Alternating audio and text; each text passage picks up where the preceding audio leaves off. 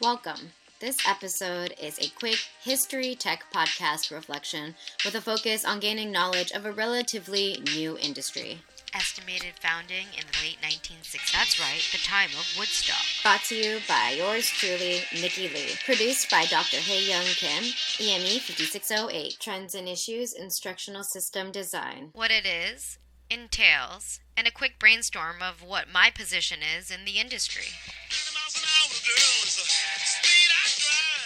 Starting with the proper verbiage and definitions, instructional media, instructional technology, or for the sake of contemporary and what I am most interested in, instructional systems design and technology, or ISDT for short. This is defined as Creative impact on knowledge development for effective organizational structures. Translation. using creative innovation for the sake of benefiting companies, organizations, or all kinds of systemic structures to guide them into developing in their ways, knowledge, habits, motivations, essentially the way that they perform. You gotta learn HPT if you're learning ISDT. Put that in your mind files for later.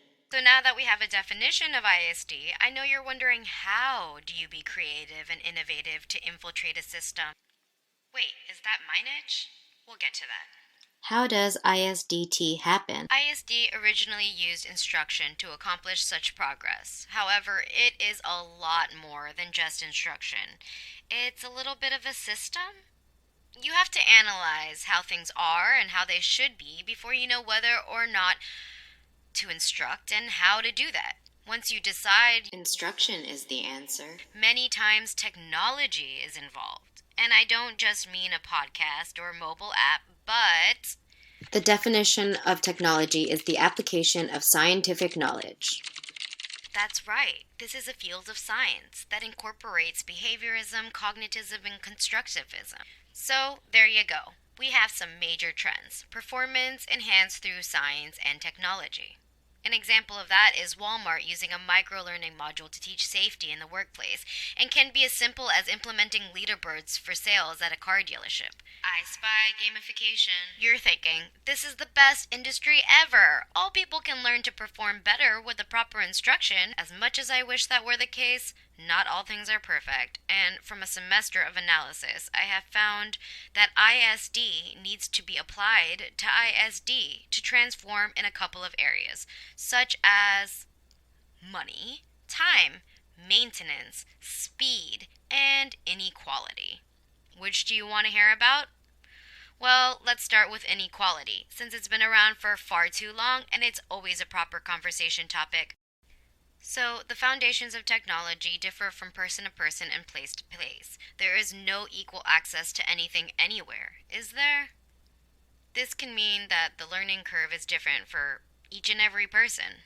Well, actually, that kind of brings us to the next point, and that's money, which is often about inequality as well.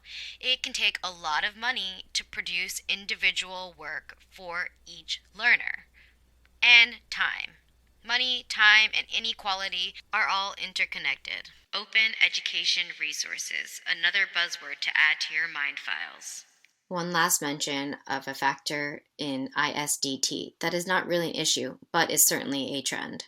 And the topic of the discussion is